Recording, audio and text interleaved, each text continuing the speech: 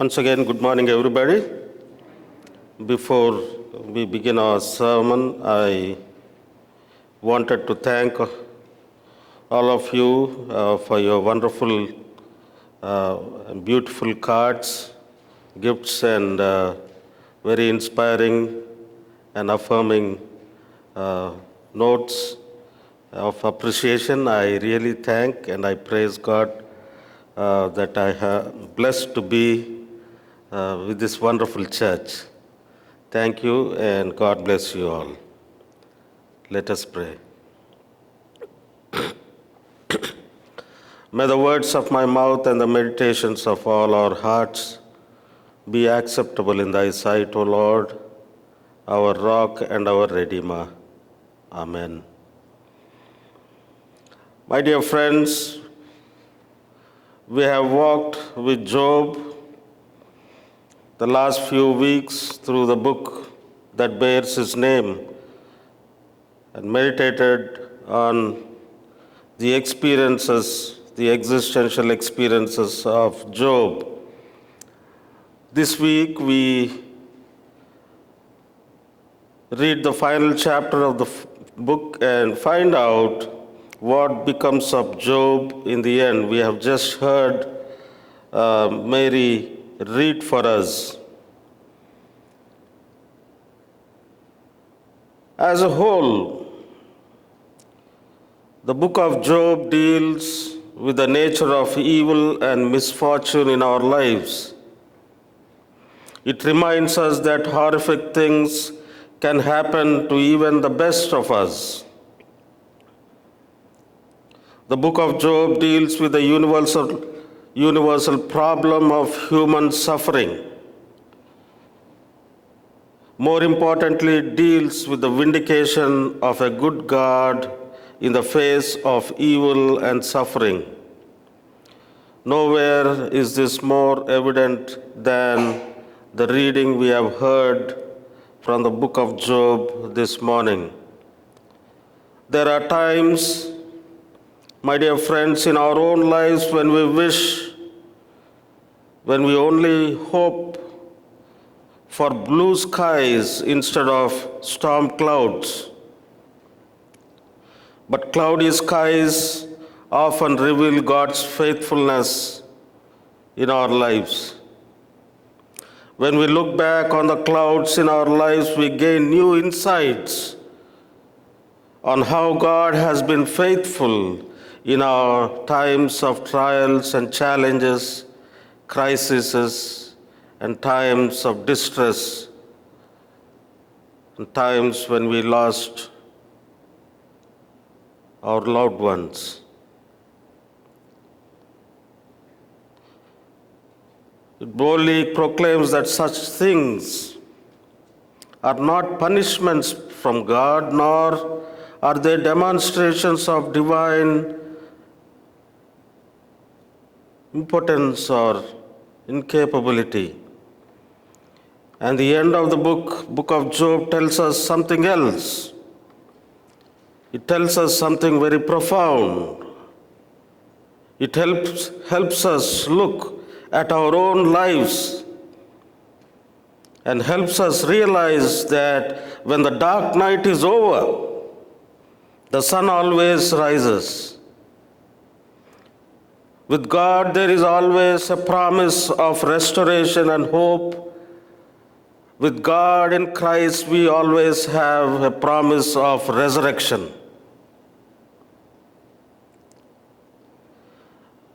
We don't know when it will all come. We don't know how deep the darkness will get or how long it will hang over us like a pall. We don't know how many valleys of dry bones will appear, but God always acts. And restoration is always His way.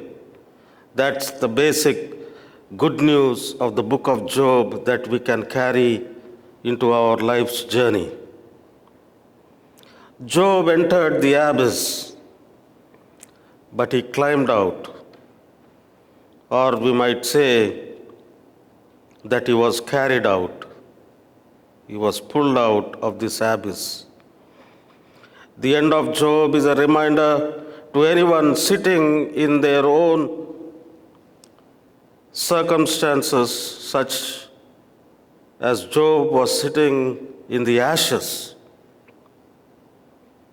This might be a reminder for those of us who are sitting in our own ashes, and to all of us who will one day, at some point, might go through those difficult experiences. That as bad as things may get, as low as we may feel, one day all shall be well again. And that is the very root and foundation of our faith. And for this we can just shout hallelujah, right?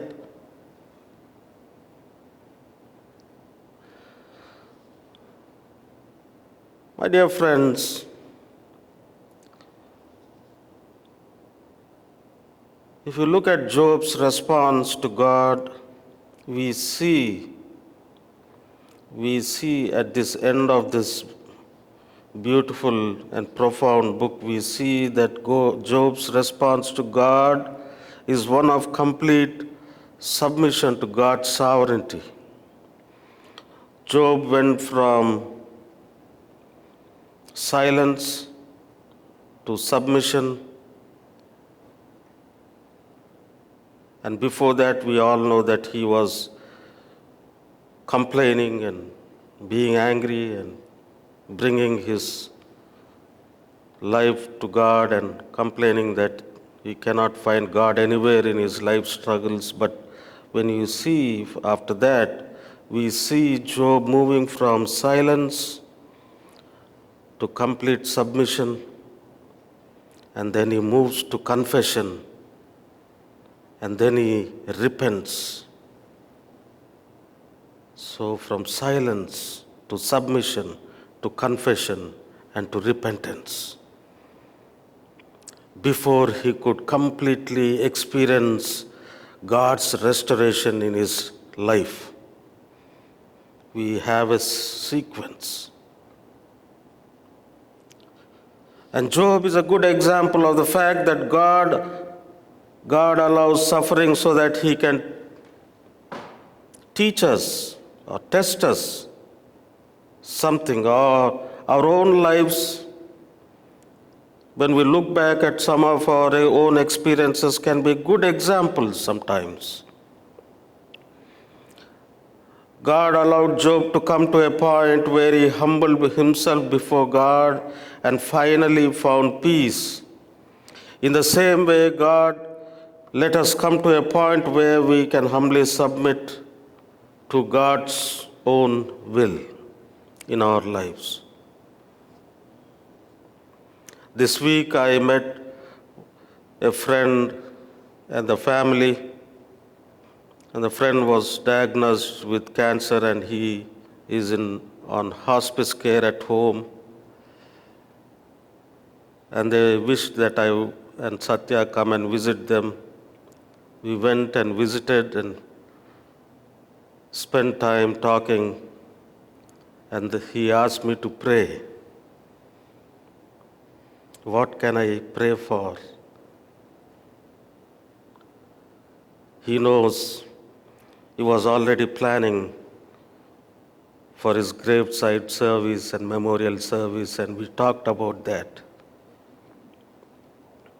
All that I prayed for is God's presence with him and the family at that time. All that I prayed for is that God gives them the strength to accept God's will in their lives in the days and months to come.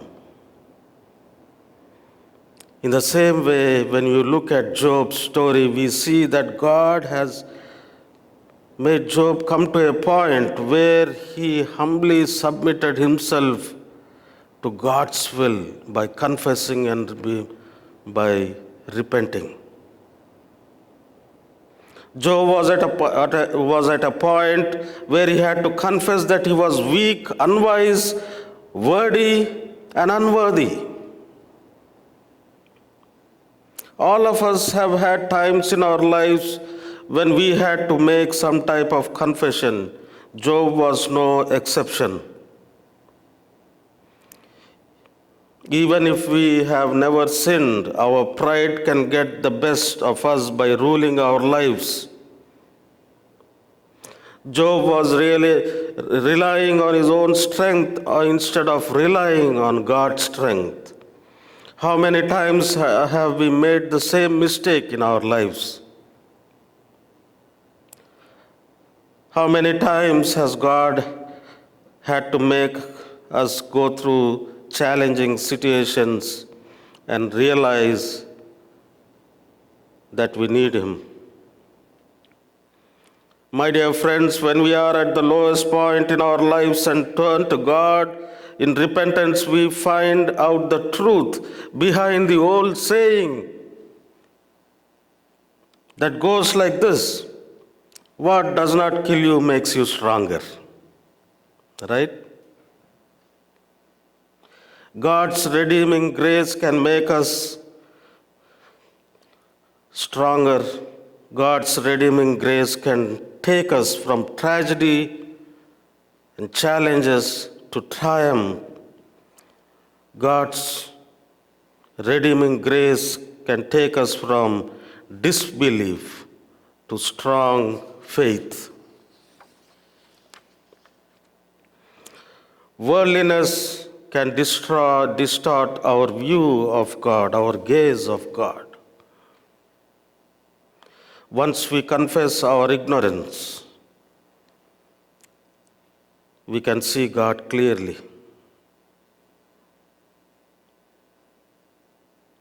We get to know Him for ourselves. We don't have to depend on human reasoning to define God. We don't have to be afraid of God's power because we have seen God's grace.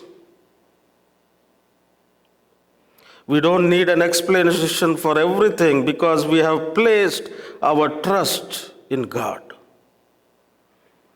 The story of Job teaches all these profound things that we can apply to our own lives. Sometimes when we suffer, when we go through difficult situations in our own lives, when one of our loved ones is really going through a very challenging situation, we wonder where God is. We are not alone in asking this question, my dear friends. Instead of asking why God hasn't kept His promises, Job reminds us that we need to ask ourselves if there is anything we are doing that is keeping God from fulfilling His purposes, fulfilling His will in our lives, that we are holding back God.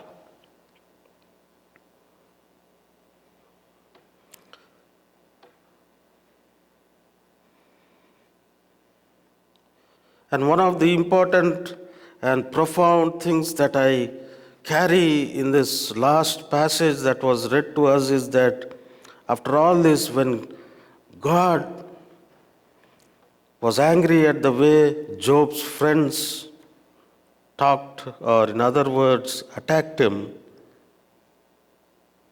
at that time God condemned Job's friends. And the important part that Job teaches us here is that at that time, as the scripture reminds us, Job intercedes for his friends.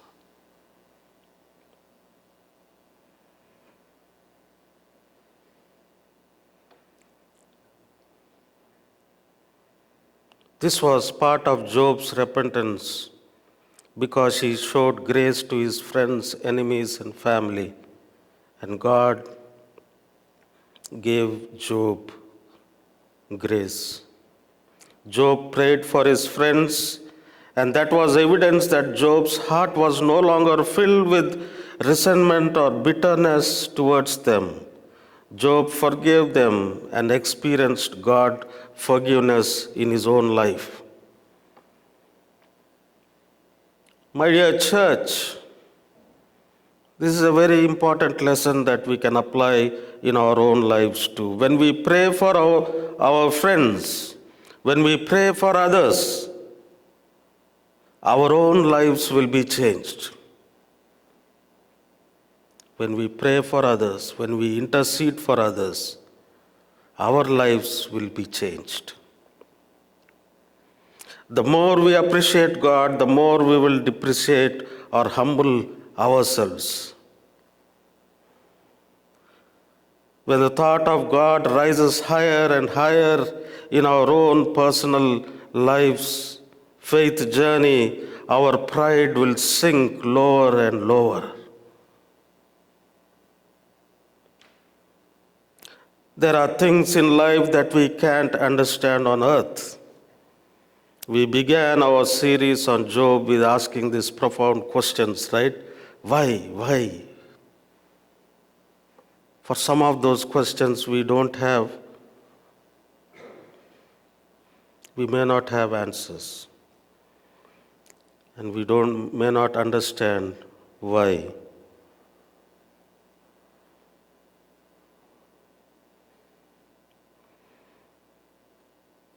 But one thing we can understand is that we cannot earn grace, because the story of Job teaches us that it is the gift of God's unconditional love. And God's grace is available for each of us in all our life situations. I want to end our meditations on Job with a couple of small stories.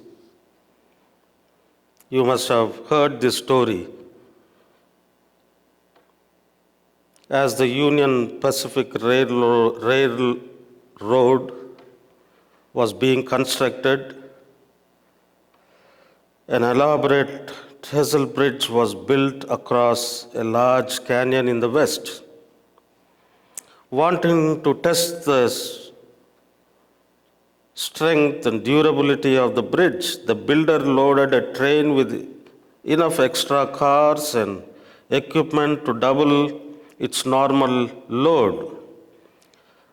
The train was then driven to the middle of the bridge, where it stayed an entire day. It didn't just cross the bridge. It went to the middle of the bridge and stayed in that middle of the bridge the entire day. One worker asked the builder, "Are you trying to break the bridge?" The builder replied, "No, I am trying to prove the bridge will not break." We might go through some challenges and situations in our lives that might look that they might break our lives, but it might be also a time where our faith is tested that we will not break, as we have seen in the life of Job.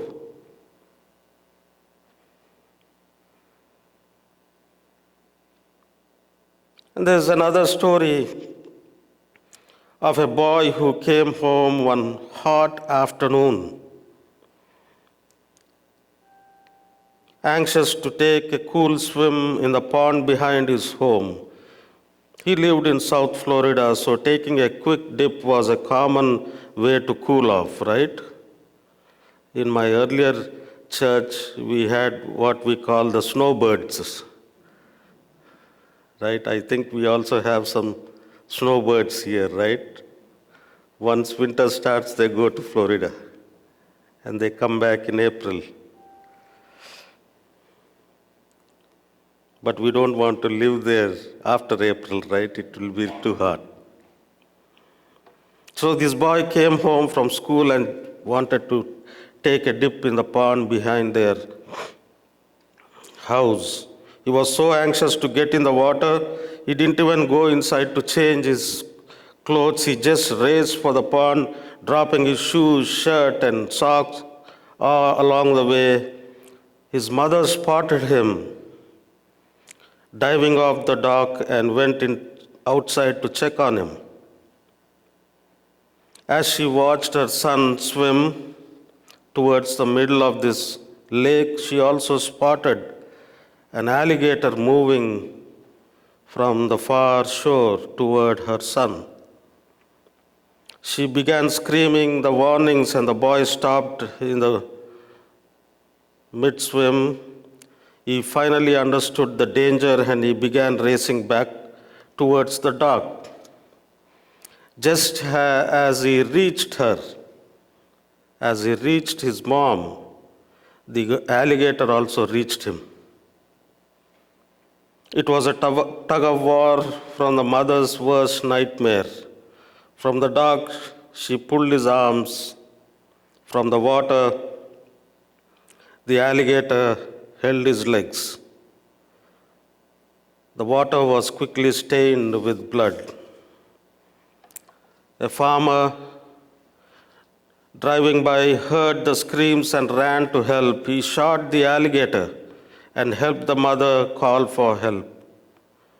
The boy survived, and after several weeks of hospitalization was ready to talk with the local news reporter. The reporter asked the child if he could see where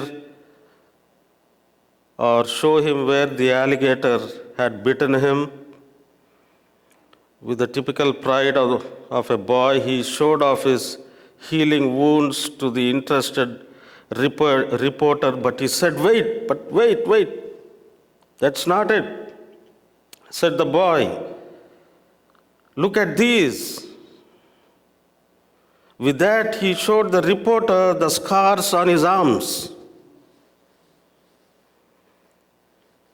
And he said, I have these great scars on my arms, too. I have them because my mom wouldn't let me go into the water.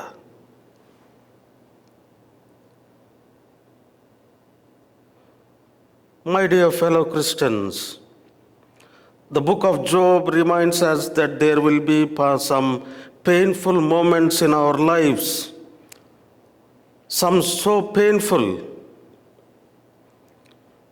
There come times when we wonder if we will make it another step. But as we look at the scars left behind by those experiences on our lives and our minds and on our hearts, some of the scars are from the times when God simply would not let you or me go off in that particular situation.